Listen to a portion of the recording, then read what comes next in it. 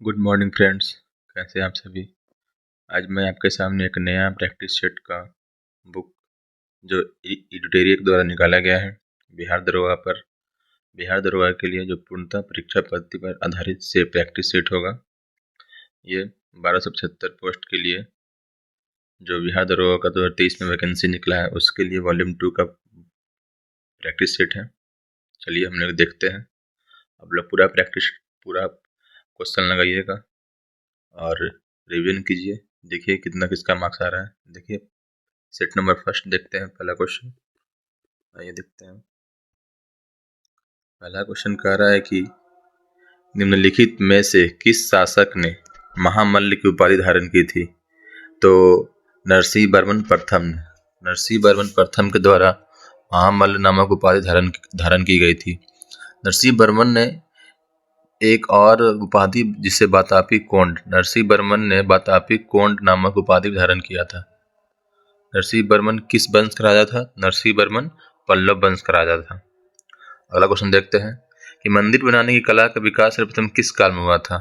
तो मंदिर बनाने की कला का विकास सर्वप्रथम गुप्त काल में हुआ था। गुप्त काल को भारतीय इतिहास का स्वर्ण काल भी कहा जाता है। गुप्त वंश संस्थापक कौन थे। तो श्री गुप्त थे गुप्त वंश के संस्थापक। अगला क्वेश्चन कर रहा है कि यूनानी शासक मिनांडर को पराजित किया था। तो यूनानी शासक मिनांडर को किसने पराजित किया था। तो पुष्यमित्र शुंग ने। Option number A right answer हो जाएगा। इंडो यूनानी शासक मिनांडर को पुष्यमित्र शुंग ने पराजित किया था। अगला क्वेश्चन देखते हैं। चंद्रगुप्त मौर्य मगध की गद्दी पर कब बैठा। तो चंद्रगुप्त मौर्य मगध की गद्दी पर 322 ईसा पूर्व में बैठा था। Option number A right answer हो जाएगा। किस वेद में परीक्षित को कुरुओं का राजा कहा गया है। तो अथर्ववेद में परीक्षित को कुरुओं का राजा कहा गया है। Option number D right answer हो जाएगा, अथर्ववेद। नेक्स्ट क्वेश्चन कह रहा है कि मोहम्मद बिन तुगलक ने किसे दिल्ली का काजी नियुक्त किया था। तो ये नियुक्त किया था इब्न बतूता को। Option number B right answer हो जाएगा। मोहम्मद बिन तुगलक ने इब्न बतूता को दिल्ली का काजी नियुक्त किया था। अगला क्वेश्चन कह रहा है कि दिए गए प्रश्नों में से कौन सुमेलित नहीं है। तो दीवान खैरात फिरोज शाह तुगलक बिल्कुल सही है। दीवान अर्ज बलबन बिल्कुल सही है। दीवान कोही मोहम्मद बिन तुगलक बिल्कुल सही है। दीवान मुस्तकराज फिरोज शाह तुगलक ये गलत है। दीवान मुस्तकराज फिरोज शाह तुगलक नहीं होगा, ये होगा अलाउद्दीन खिलजी। दीवान मुस्तकराज कौन सा विभाग था। तो दीवान मुस्तकराज वित्त विभाग से संबंधित है, वित्त विभाग से। दीवान अर्ज सैन्य विभाग से। दीवान खैरात भी था दान विभाग से। दीवान कोई था खेती विभाग से। अगला क्वेश्चन कि अकबर ने किस वर्ष स्वयं को हरमदल से मुक्त किया था। अकबर ने स्वयं को हरमदल से मुक्त कब किया था। तो 1562 ईस्वी में। 1562 ईस्वी में हरमदल से मुक्त किया था। Option number B right answer हो जाएगा। अगला क्वेश्चन कह रहा है कि किसके शासनकाल में बंगाल को भारत का स्वर्ग कहा जाता था।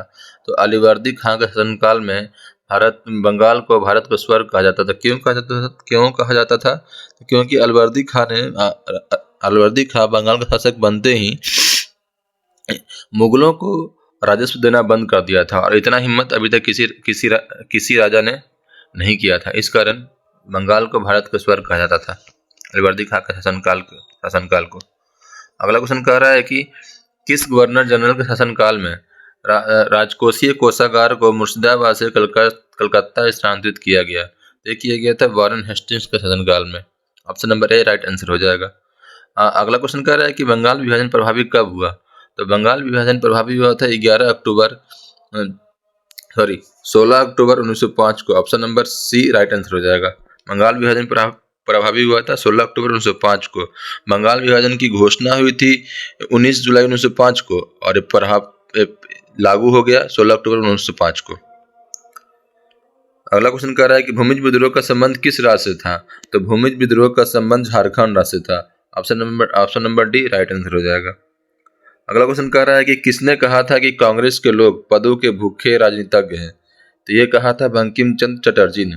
बंकिम चंद्र चटर्जी ने कहा था कि कांग्रेस के लोग पदों के भूखे राजनीतिज्ञ हैं। और अरविंद घोष ने कहा था कि कांग्रेस को कहा था कि क्षय रोग से मरने वाली संस्था है। अरविंद घोष ने कहा था कांग्रेस को कि क्षय रोग से मरने वाली संस्था है। अगला क्वेश्चन देखते हैं कि जलियांवाला बाग जांच से संबंधित हंटर कमेटी की रिपोर्ट को प्रकाशित की गई थी किस वर्ष किया गया था? तो 1920 में। 13 अप्रैल 1919 को जलियांवाला बाग हत्याकांड हुआ था, जिसकी जांच करने के लिए हंटर कमेटी बनाया गया और इसने अपना रिपोर्ट 1920 में प्रस्तुत किया था। 15वां क्वेश्चन कर रहा है कि भारतीय विद्रोह के कारण इस पुस्तक का लेखक कौन है? तो इस पुस्तक का लेखक है सर सैयद अहमद खां। सर सैयद अहमद खां भारतीय विद्रोह के कारण के पुस्तक के लेखक हैं। अगला क्वेश्चन कर रहा है कि अलकनंदा और पिंडार नदी का संगम स्थल क्या कहलाता है? ये कहलाता है कर्णप्रयाग कहलाता है। अगला क्वेश्चन देखते हैं कि किस प्रकार की मिट्टी में कार्बनिक पदार्थ की बहुलता पाई जाती है? तो ये पाई जाती है काली मिट्टी में कार्बनिक पदार्थ की बहुलता पाई जाती है। दक्षिण अंडमान एवं लघु अंडमान को जोड़ती है। दक्षिण अंडमान एवं लघु अंडमान को कौन सा स्टेट जोड़ता है? तो डंकन पास जोड़ता है। Duncan pass, option number C right answer हो जाएगा। 19 नंबर क्वेश्चन कह रहा है कि नंदा देवी और नंगा पर्वत किस हिमालय के भाग हैं? तो नंदा देवी और नंगा पर्वत महान हिमालय के भाग। महान हिमालय की जगह आता है हिमाद्री को। Option number B right answer हो जाएगा। म्यांमार के साथ भारत के कितने राज्यों की सीमा लगती है? तो 4। देखिए ये हो गया,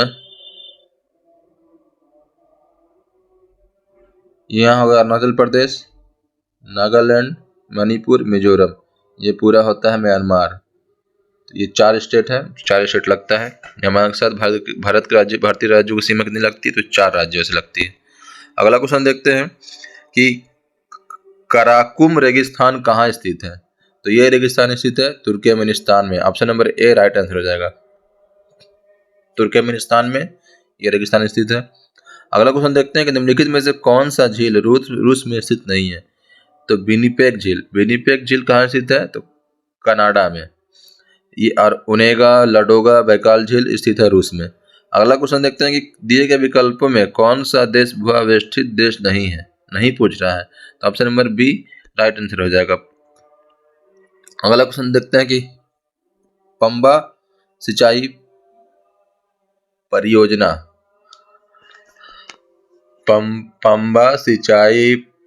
परियोजना किस राज्य में स्थित है? तो केरल में। Option number C right answer हो जाएगा। अगला क्वेश्चन देखते हैं कि बिहार के किस क्षेत्र में सबसे अधिक गन्ना का उत्पादन होता है? तो बिहार के उत्तर पश्चिमी क्षेत्र में। बिहार के ये देखिए, ये बिहार का जो नक्शा हो गया,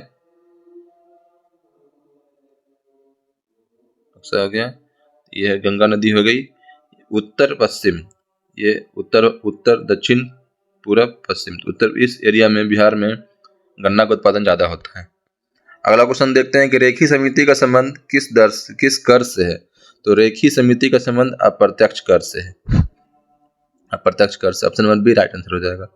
अगला क्वेश्चन कह रहा है कि भारत सरकार की कौन सी योजना या परियोजना वर्ष 2015 में शुरू नहीं किया गया था? तो ये शुरू नहीं किया गया था भारतमाला परियोजना की शुरुआत 2015 में नहीं करके 2017 में किया गया था। बाकी इन तीनों परियोजनाओं की शुरुआत 2015 में किया गया था। अगला क्वेश्चन देखते हैं कि किस पंचवर्षीय योजना के अंतर्गत राउरकेला इस्पात संयंत्र को स्थापित किया गया था? तो दूसरी पंचवर्षीय योजना के तहत राउरकेला इस्पात संयंत्र को स्थापित किया गया था। दुर्गापुर, भिलाई और राउरकेला ये तीनों इस्पात संयंत्र दूसरी पंचवर्षीय योजना के दौरान ही चालू किया गया था। अगला क्वेश्चन देख रहे हैं कि अर्थव्यवस्था के दृष्टिकोण से शिक्षा किस क्षेत्र के अंतर्गत आता है? तो शिक्षा थर्ड क्षेत्र के अंतर्गत आता है। Option number C right answer हो जाएगा। अगला क्वेश्चन कह रहे हैं कि आरबीआई द्वारा कॉमर्शियल बैंकों से जिस दर पर नगद राशि प्राप्त की जाती है उसे क्या कहते हैं? उसे कहते हैं रिवर्स रेपो दर। अगला क्वेश्चन कह रहा है कि संविधान के किस अनुसूची में कर एवं शुल्क लगाने का प्रावधान है? तो 7वीं अनुसूची में। Option number C right answer हो जाएगा। 7वीं अनुसूची में कर एवं शुल्क लगाने का प्रावधान किया गया है। अगला क्वेश्चन देखते हैं कि क्वेश्चन कह रहा है भारतीय संविधान के अंतर्गत लोकतंत्र के आदर्शों को हम कहाँ देखते हैं? तो option number A right answer हो जाएगा। अगला क्वेश्चन किस मौलिक अधिकार का लक्ष्य सामाजिक भेदभाव का उन्मूलन करना है? तो समानता का अधिकार से सामाजिक भेदभाव का उन्मूलन किया जा सकता है, जिसका वर्णन मौलिक अधिकार में किया गया है। अगला क्वेश्चन कह रहा है कि किस संशोधन के तहत राष्ट्रपति को कोई भी मामला मंत्रिपरिषद द्वारा पुनर्विचार किए जाने के लिए वापस भेजने का अधिकार प्रदत्त की गई है। तो ये किया गया है 44वां संविधान संशोधन 1978 के द्वारा। अगला क्वेश्चन कह रहा है कि प्रथम स्पीकर कौन थे जिनके विरुद्ध लोकसभा में अविश्वास प्रस्ताव लाया गया था। तो ये थे जीवी मावलंकर। जीवी मावलंकर के विरुद्ध लोकसभा में अविश्वास प्रस्ताव लाया गया था। अगला क्वेश्चन देखते हैं। अगला क्वेश्चन कह रहा है कि सूचना के अधिकार अधिनियम को राष्ट्रपति द्वारा कब स्वीकृति प्रदान की गई। तो राष्ट्रपति के द्वारा इस अधिनियम को 2005 में प्रदान किया गया था, लेकिन यहाँ देखिए ऑप्शन दिया हुआ है कि ऑप्शन मंथ में पूछ रहा है, जून, अगस्त, दिसंबर, अक्टूबर, कब किया गया था। तो जून 2005 में इसे स्वीकृति प्रदान किया गया था, लेकिन 12 अक्टूबर 2005 इसे लागू किया गया था। 12 अक्टूबर 2005 से इसे लागू किया गया था 12 अक्टूबर 2005 से। और इस समय राष्ट्रपति कौन थे। तो एपीजे अब्दुल कलाम थे। एपीजे अब्दुल कलाम इस समय राष्ट्रपति थे। अगला क्वेश्चन कह रहा है कि बिहार में पंचायत स्तर पर राज्य सरकार का प्रतिनिधित्व कौन करता है। तो पंचायत सचिव। Option number A right answer हो जाएगा। Option number A right answer हो जाएगा। अगला क्वेश्चन कह रहा है कि संसद तथा राज्य विधान मंडल के स्वतंत्र तथा निष्पक्ष चुनाव कराने की शक्तियां स्वतंत्र इकाई अर्थात निर्वाचन आयोग को दी गई है। बिल्कुल सही है। अगला क्वेश्चन कह रहा है कि इसी में अगला कथन कह रहा है कि निर्वाचन आयुक्त को पद से हटाने का अधिकार राष्ट्रपति के पास है। बिल्कुल सही है, लेकिन पहला कथन भी स्पष्टीकरण नहीं दे रहा है, इसलिए इसका आंसर राइट आंसर हो जाएगा ऑप्शन नंबर बी। ए एवं बी दोनों सही है, परंतु बी सही स्पष्टीकरण नहीं है ए का। अगला क्वेश्चन कह रहा है कि हिंदी को राजभाषा के रूप में कब मान्यता प्रदान की गई। हिंदी को राजभाषा के रूप में 1949 से मान्यता प्रदान की गई। 14 सितंबर 1949 को मान्यता प्रदान की गई, इसलिए 14 सितंबर को हिंदी दिवस के रूप में मनाया जाता है। अगला क्वेश्चन कह रहा है कि पंचायती राज किस सूची का विषय है। पंचायती राज राज्य सूची का विषय है, जो भारतीय संविधान में सातवीं अनुसूची के अंतर्गत आता है। अगला क्वेश्चन कह रहा है 41 नंबर क्वेश्चन कि हरित गृह प्रवाह का अर्थ क्या है। तो हरित गृह प्रवाह का अर्थ है option number A right answer हो जाएगा। वायुमंडल में ग्रीन हाउस गैसों के घनीकरण के कारण वायुमंडल में तापमान का बढ़ना। ग्रीन हाउस संकल्पना का सर्वप्रथम प्रयोग किसने किया था। तो जोसेफ फोरियर ने दिया था। ग्रीन हाउस गैस की संकल्पना सर्वप्रथम जोसेफ फोरियर ने दिया था। जोसेफ फोरियर दिया था। अगला क्वेश्चन कह रहा है कि निम्नलिखित गैसों में से कौन सी एक गैस पृथ्वी पर जीवन के लिए हानिकारक और लाभदायक दोनों है। तो ये हो जाएगा option number D carbon dioxide. Carbon dioxide एक ऐसा गैस है जो पृथ्वी पर लाभदायक भी है और हानिकारक भी है। कार्टाजोना प्रोटोकॉल का संबंध किससे है। तो कार्टाजोना प्रोटोकॉल का संबंध जैव सुरक्षा समझौता से है। इसका संबंध जैव सुरक्षा समझौता से है। इसे 29 जनवरी 2000 को स्वीकार किया गया, लेकिन यह समझौता 2003 से प्रभावी हुआ था। यह 29 जनवरी 2000 को स्वीकार किया गया था यह समझौता, लेकिन 2003 से इसे लागू किया गया। अगला क्वेश्चन कह रहा है कि भारत में मैंग्रोव या ज्वारीय वनस्पति सर्वाधिक कहाँ पाई जाती है। सब लोगों को पता होगा, सुंदरबन में पाई जाती है। अगला क्वेश्चन कह रहा है कि वन्य जीव संरक्षण अधिनियम किस वर्ष पारित किया गया था। तो वन्य जीव संरक्षण अधिनियम 1972 में पारित किया गया था। इस अधिनियम में कुल कितनी धाराएं हैं। तो 66। इस अधिनियम में 66 धाराएं हैं। अगला क्वेश्चन कह रहा है कि निम्नलिखित में से कौन सी पुस्तक रविंद्रनाथ टैगोर द्वारा नहीं लिखा गया है। तो गार्डनर नामक पुस्तक इनके द्वारा लिखा गया है। विसर्जन नामक पुस्तक लिखा गया है। द कोर्ट डांसर लिखा गया है। Option number D right answer हो जाएगा नेचर क्योर रविंद्रनाथ टैगोर द्वारा नहीं लिखा गया। नेचर क्योर लिखा गया था मोरारजी देसाई के द्वारा। Option number D right answer हो जाएगा। क्वेश्चन नंबर 47 कह रहा है कि राष्ट्रपति महात्मा गांधी को किस वर्ष पहली बार नोबेल पुरस्कार के लिए नामित किया गया था। तो इन्हें पहली बार नामित किया गया था 1937 में। महात्मा गांधी को कुल 5 बार नोबेल पुरस्कार के लिए नामित किया गया है, कुल 5 बार। पहली बार किया गया 1937 में और अंतिम बार किया गया था 1948 में। परंतु एक बार भी महात्मा गांधी को नोबेल पुरस्कार दिया नहीं गया। अगला क्वेश्चन कह रहा है कि संयुक्त राष्ट्र औद्योगिक विकास संगठन UNIDO का मुख्यालय कहाँ है। इसका मुख्यालय है वियना में। Option number A right answer हो जाएगा। चंद्रमा तल पर सफलतापूर्वक उतरने वाला अंतरिक्ष यान कौन सा है। चंद्रमा तल पर सफलतापूर्वक उतरने वाला अंतरिक्ष यान लूना 9 था। Luna 9, option number A right answer हो जाएगा। 21 अक्टूबर 1968 को चंद्रमा तल पर लूना 9 उतरा था।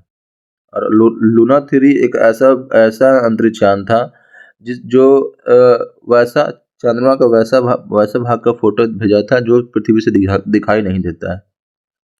अगला क्वेश्चन है कि किस राज्य में प्रसिद्ध रत्नागिरी मठ स्थित है? ये स्थित है उड़ीसा में, option number B right answer हो जाएगा। 51 नंबर क्वेश्चन कह रहा है कि एक संतुलित रासायनिक समीकरण किस सिद्धांत पर आधारित होता है? ये आधारित होता है द्रव्यमान संरक्षण का नियम पर, option number B right answer हो जाएगा। अगला क्वेश्चन कह रहा है 52 नंबर, निम्नलिखित में से कौन एक दुर्बल अम्ल है? दुर्बल अम्ल वही होते हैं जो जल में आसानी से घुल जाते हैं। तो ये हो जाएगा CH3COOH। इस अम्ल का क्या नाम है? इस अम्ल का नाम है एसिटिक अम्ल, जिसे हम खाते भी हैं सिरका के रूप में। अगला क्वेश्चन, निम्नलिखित में से कौन सा क्लोरोफिल का घटक नहीं है? क्लोरोफिल का घटक नहीं है तो कैल्शियम नहीं है, मैग्नीशियम है, कार्बन है, हाइड्रोजन है, कैल्शियम नहीं है, ऑप्शन नंबर राइट आंसर हो जाएगा। 54 नंबर क्वेश्चन कर रहा है कार्नेटाइट निम्नलिखित में से किस धातु का अयस्क है? तो कार्नेटाइट यूरेनियम धातु का अयस्क है। कार्नेटाइट यूरेनियम धातु का अयस्क है। कार्नेटाइट और पिंच ब्लेड यूरेनियम धातु का अयस्क होता है, option number C right answer हो जाएगा। अगला क्वेश्चन कह रहा है कि निम्नलिखित वाक्य पर विचार कीजिए। क्लोरीन ब्रोमीन हैलोजन वर्ग के तत्व हैं, बिल्कुल सही है। गोल्ड प्लेटिनम उत्कृष्ट धातु का उदाहरण है, बिल्कुल सही है। लेड ऑक्साइड को लिथार्ज कहा जाता है, बिल्कुल सही है। एक दो और तीन तीनों सही हो जाएगा तो option number D right answer हो जाएगा। Right answer option number D हो जाएगा। अगला क्वेश्चन कह रहा है कि किसी बिलियन में बिलियन की कुल मात्रा तथा उसमें मिश्रित विलय की कुल मात्रा का अनुपात क्या कहलाता है? वह कहलाता है बिलियन की सांद्रता, option number C right answer हो जाएगा। 57 नंबर क्वेश्चन कह रहा है निम्नलिखित में से किसे लकड़ी के अल्कोहल के रूप में नामित किया जाता है? वुड स्पिरिट किसे कहते हैं? तो मेथिल अल्कोहल को वुड स्पिरिट कहते हैं, option number A right answer हो जाएगा। पौधे के मूल या जड़ द्वारा जल का अवशोषण किस क्रिया द्वारा होता है? ये होता है प्रसरण क्रिया के द्वारा, option number B right answer हो जाएगा। अगला क्वेश्चन कर रहा है कि निम्नलिखित में से कौन सा लवक फूलों तथा बीजों को विभिन्न रंग प्रदान करते हैं? ये प्रदान करता है chromoplast, option number A right answer हो जाएगा। अगला क्वेश्चन कह रहा है कि निम्नलिखित में से कौन सा फ्लोएम का भाग नहीं है? फ्लोएम का भाग नहीं है वाहिकाएं। फ्लोएम के 4 भाग होते हैं, 4 भाग। चालनी नलिका, दूसरा सहकोशिका, तीसरा वाष्प तंतु, चौथा फ्लोएम मृदुतक। वाहिकाएं नहीं होती है फ्लोएम का भाग। अगला क्वेश्चन कह रहा है कि जल संवहन नाल तंत्र वाटर वेस्कुलर सिस्टम की उपस्थिति किस संघ के जंतु का लक्षण है? ये लक्षण है इकाइनोडर्मेटा का। इकाइनोडर्मेटा का लक्षण है, option number D right answer हो जाएगा। इकाइनोडर्मेटा एक लिंगी जंतु एक लिंगी जीव होते हैं। अगला क्वेश्चन, रक्त के थक्का बनने में मदद करता है? तो रक्त के थक्का बनने में मदद करता है thrombocyte, option number A right answer हो जाएगा। और लिम्फोसाइट क्या करता है? तो लिम्फोसाइट बॉडी में एंटीबॉडी का निर्माण करता है। अगला क्वेश्चन कह रहा है कि निम्नलिखित में से कौन सा संक्रामक रोग का उदाहरण है? तो मलेरिया संक्रामक रोग का उदाहरण होता है। Cholera influenza pneumonia malaria filaria सब संक्रामक रोग का उदाहरण है। अगला क्वेश्चन कह रहा है कि भैंसे की उत्तम नस्ल मेहसाना और सुरती किस क्षेत्र में पाई जाती है? तो ये पाई जाती है गुजरात में, option number C right answer हो जाएगा। अगला क्वेश्चन कह रहा है कि निम्नलिखित में से पौधे की वृद्धि को नियंत्रित करने वाला हार्मोन है? ये कौन सा हार्मोन है? तो ये हार्मोन है auxin, option number C right answer हो जाएगा। ये पौधे के ऊपरी हिस्से में होता है, इसका निर्माण पौधे के ऊपरी हिस्से में होता है। इसके कुछ प्रमुख कार्य हैं। ये पत्तियों के विलयन को रोकता है, खरपतवार को नष्ट करता है, फलों को गिरने से बचाता है। तो समझ गए आप लोग, इसका right answer option number C हो जाएगा। पृथ्वी के ध्रुव पर जी का मान होता है सर्वाधिक। पृथ्वी के ध्रुव पर जी का मान सर्वाधिक होता है तथा पृथ्वी की विषुवत रेखा पर जी का मान न्यूनतम होता है। पृथ्वी की घूर्णन गति बढ़ने पर जी का मान घटता है। घूर्णन गति बढ़ेगा तो जी का मान घटेगा, घूर्णन गति घटेगा तो जी का मान बढ़ेगा। अपोजिट दोनों होता है दूसरे के। अगला क्वेश्चन कह रहा है कि फोटोन की खोज किसके द्वारा की गई थी? तो फोटोन की खोज की गई थी आइंस्टीन के द्वारा। आइंस्टीन के द्वारा फोटोन की खोज की गई थी। और मेसॉन की खोज की गई थी हिदेकी युकावा के द्वारा। ऐसे इसका राइट आंसर हो जाएगा ऑप्शन नंबर सी। अगला क्वेश्चन कह रहा है कि जब ध्वनि एक माध्यम से दूसरे माध्यम जाती है तो क्या अपरिवर्तित रहता है? तो आवृत्ति अपरिवर्तित रहता है, चाल और तरंगदैर्घ्य बदल जाता है। अगला क्वेश्चन का ऑप्शन नंबर राइट आंसर हो जाएगा। अगला क्वेश्चन कह रहा है कि नाभिकीय रिएक्टर में किसका प्रयोग नाभिकीय रिएक्टर में किसका प्रयोग नियंत्रक छड़ के रूप में किया जाता है? किया जाता है बोरॉन का प्रयोग। Option number B right answer हो जाएगा। दिए गए विकल्पों में कौन सदिश राशि का उदाहरण नहीं है? तो ऑप्शन नंबर ए बल। बल सदिश राशि का उदाहरण नहीं है। सदिश राशि होने के लिए उसे किसी चीज को दिशा और परिमाण की जरूरत होती है। तो कार्य में परिमाण होता है परंतु दिशा नहीं होता है, इसलिए option number A right answer हो जाएगा। अगला क्वेश्चन देखते हैं कि किस केंद्रीय मंत्रालय द्वारा स्वर्ण धरोहर उत्सव का आयोजन किया गया था? ये किया गया था संस्कृति मंत्रालय के द्वारा। Option number C right answer हो जाएगा। अगला क्वेश्चन, वर्ष 2022 के व्यास सम्मान के लिए किसे चुना गया था? ये चुना गया था डॉक्टर ज्ञान चतुर्वेदी को। डॉक्टर ज्ञान चतुर्वेदी को पागलखाना नामक उपन्यास के लिए व्यास सम्मान दिया गया। सुपर कंप्यूटर परम शक्ति को कहाँ स्थापित किया गया? तो परम शक्ति को स्थापित किया गया आईआईटी खड़गपुर में। आईआईटी गांधीनगर में स्थापित किया गया है परम अनंत। और आईआईटी गुवाहाटी में स्थापित किया गया है परम कामरूप। और परम गंगा को स्थापित किया गया है आईआईटी रुड़की में। अगला क्वेश्चन देखते हैं कि वर्ल्ड हैप्पीनेस रिपोर्ट 2001 के संबंध में कौन सा सत्य है? इसमें भारत को 26वां स्थान प्राप्त हुआ, सही है। फिनलैंड को शीर्ष स्थान प्राप्त हुआ, ये भी सही है। डेनमार्क और आइसलैंड को दूसरे और तीसरा पायदान पर है, ये भी सही है। राइट आंसर हो जाएगा ऑप्शन नंबर डी 1, 2 और 3 तीनों। ऑप्शन कर रहा है कि भारतीय सेना ने किस देश के साथ संयुक्त प्रशिक्षण अभ्यास साइक्लोन प्रथम का शुभारंभ किया? तो ये मिस्र के साथ किया है। 17वां प्रवासी भारतीय दिवस का आयोजन किस शहर में किया जाएगा? तो किया जाएगा इंदौर में। Option number D right answer हो जाएगा। सब करंट अफेयर का क्वेश्चन है जो आपको हमेशा याद रखना बहुत जरूरी है। इस चैनल पे मंथली करंट अफेयर का वीडियो हर 1-2 दिन बीच करके अपलोड किया जाता है, तो आप उस वीडियो को भी देखिए, करंट अफेयर को मजबूत कीजिए। और ये वीडियो आपको अगर पसंद आ रहा हो तो वीडियो को शेयर कर दीजिए, लाइक कर दीजिए, चैनल को सब्सक्राइब कर दीजिए। आइए अगला क्वेश्चन देखते हैं कि पर्यटन को प्रोत्साहन देने के लिए अंतर्राष्ट्रीय पर्यटन प्रदर्शनी फितूर किस देश में आयोजित किया गया? तो ये आयोजित किया गया था किस देश में? तो स्पेन में। Option number C right answer हो जाएगा, स्पेन के मैड्रिड शहर में। अगला क्वेश्चन कह रहा है कि इंडिया जस्टिस रिपोर्ट 2022 के संबंध में कौन सा कथन असत्य है? तो बड़े राज्यों में प्रथम स्थान कर्नाटक है, बिल्कुल सही है। इसमें पश्चिम बंगाल का स्थान अंतिम से दूसरा है, बिल्कुल सही है। छोटे राज्यों में सिक्किम श्रेष्ठ स्थान पर है, बिल्कुल सही है। इसका राइट आंसर हो जाएगा ऑप्शन नंबर बी, क्योंकि यही गलत है। इसमें बिहार का स्थान अंतिम है, ये गलत है। इसमें यूपी का नाम अंतिम है, बिहार इसमें अंतिम से तीसरे स्थान पर है। अगला क्वेश्चन कह रहा है कि चालू वर्ष 2023 को निम्नलिखित में से किस रूप में मनाया जा रहा है? तो ये मनाया जा रहा है मोटे अनाजों के लिए अंतर्राष्ट्रीय वर्ष के रूप में। बिहार जाति आधारित गणना 2022 के अनुसार बिहार की कुल जनसंख्या कितनी है? कुल जनसंख्या है 13,07,25,310। Option number B right answer हो जाएगा। अगला क्वेश्चन कर रहा है the magic of the last story पुस्तक के लेखक कौन है? तो इसके लेखक है Sudha Murthy. Option number B right answer हो जाएगा। अगला क्वेश्चन कर रहा है कि फीफा विश्व कप 2022 में कौन सा कथन गलत है? तो गोल्डन बूट पुरस्कार किसे दिया गया था? किलियन एम्बापे को, सही है। गोल्डन बॉल का पुरस्कार किसे दिया गया था? लियोनेल मेसी को, सही है। फीफा यंग प्लेयर अवार्ड किसे दिया गया था? एंजो फर्नांडिज को, बिल्कुल सही है। इसका राइट आंसर हो जाएगा ऑप्शन नंबर सी, क्योंकि ये ऑप्शन गलत है। अर्जेंटीना या दूसरी बार खिताब जीतता है, ये गलत है। अर्जेंटीना या थर्ड बार खिताब जीतता है, तीसरी बार।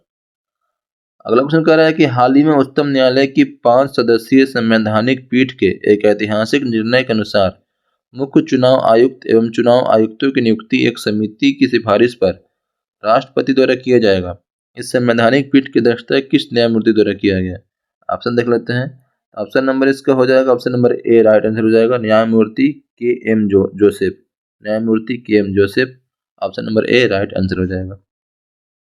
अगला क्वेश्चन कह रहा है कि निम्नलिखित में से कौन सा राज्य स्वयं का जलवायु परिवर्तन मिशन शुरू करने वाला देश का पहला राज्य बन गया है? तो बन गया है Tamil Nadu. Option number B right answer हो जाएगा, तमिलनाडु। अगला क्वेश्चन कह रहा है कि हाल ही में न्यूजीलैंड के नए प्रधानमंत्री के रूप में किसे चुना गया है? ये चुना गया है क्रिप्स हिप्किंस को चुना गया है। जेसिंडा आर्डन इसके पहले जेसिंडा आर्डन न्यूजीलैंड के प्रधानमंत्री थे। तो ये जब इस्तीफा दे दिए, इनके इस्तीफा